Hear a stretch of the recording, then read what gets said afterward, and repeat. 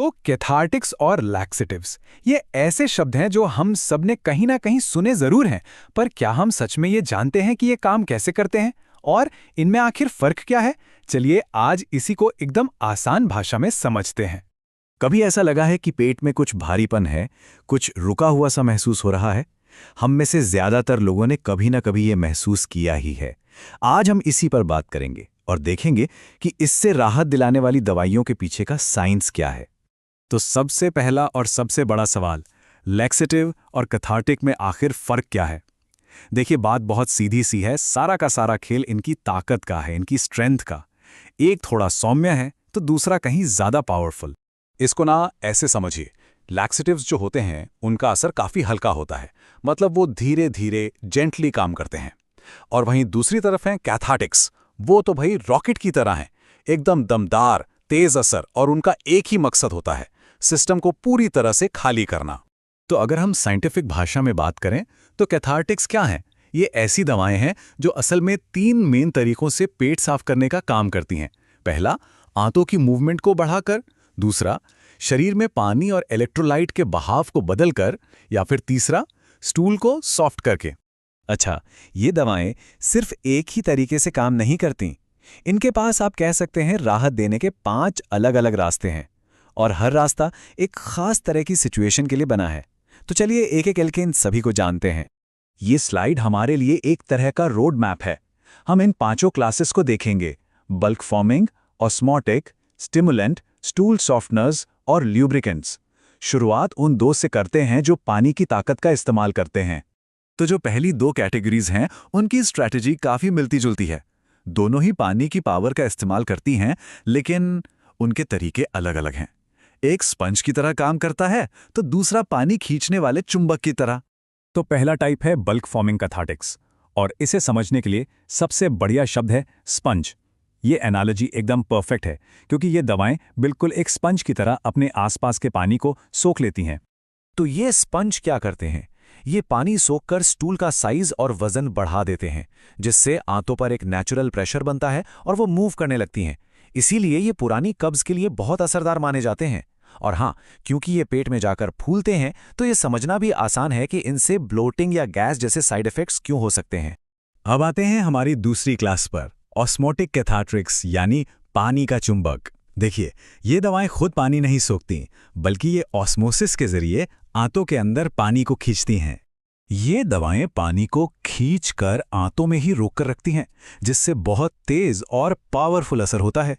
यही वजह है कि इन्हें अक्सर किसी इमरजेंसी में या सर्जरी से ठीक पहले यूज किया जाता है। लेकिन जाहिर है, इतनी ज्यादा मात्रा में पानी को एक जगह खींचने की वजह से डिहाइड्रेशन और इलेक्ट्रोलाइट इम्बैलेंस का खतरा भी बना रहता है।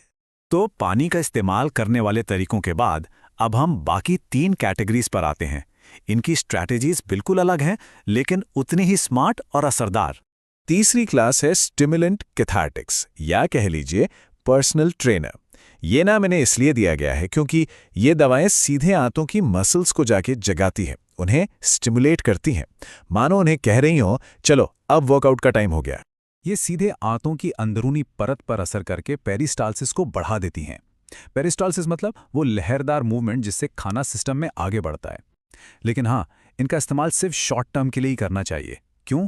क्योंकि लंबे समय तक इस्तेमाल करने से आंतें आलसी हो सकती हैं और इनके बिना काम करना भूल सकती हैं, बिल्कुल वैसे ही जैसे कोई अपने ट्रेनर पर पूरी तरह डिपेंडेंट हो जाए। चौथा टाइप है स्टूल सॉफ्टनर्स, जिसे हम मिक्सर कह सकते हैं। ये दवाएं दरअसल स्टूल में पानी और फैट को मिक्स करने में मदद करती हैं, जिससे वो नेचुरली सॉफ्ट हो जाता है। ये काम कैसे करते हैं? ये सरफेस टेंशन को कम कर देते हैं, जिससे पानी आसानी से स्टूल के अंदर जा पाता है। ये बहुत ही जेंटल होते हैं और अक्सर सर्जरी के बाद या प्रेगनेंसी के दौरान इस्तेमाल किए जाते हैं, ताकि मरीज को जरा भी जोर न लगाना पड़े। और हमारी 5वीं और आखिरी क्लास है लुब्रिकेंट कैथार्टिक्स, यानी स्लिप एंड स्लाइड। ये नाम एकदम सही बैठता है, क्योंकि ये स्टूल पर एक चिकनी परत चढ़ा देते हैं ताकि वो आसानी से बस स्लिप होकर बाहर निकल सकें। ये दवाएं स्टूल पर एक स्लिपरी लेयर बनाने के साथ साथ पानी के एब्जॉर्प्शन को भी रोकती हैं। लेकिन एक प्रॉब्लम है, यही चिकनी परत फैट सॉल्युबल विटामिन्स जैसे विटामिन ए, डी, ई और के एब्जॉर्प्शन को भी रोक सकती है। तो लंबे समय तक इस्तेमाल करने से शरीर में इनकी कमी हो सकती है। हमने ये तो समझ लिया कि ये काम कैसे करते हैं, लेकिन ये जानना भी उतना ही जरूरी है कि इनका इस्तेमाल कब और कैसे करना चाहिए। तो चलिए अब जरा सेफ्टी वाली बड़ी पिक्चर को देखते हैं। तो डॉक्टर्स इन्हें कब प्रिस्क्राइब करते हैं?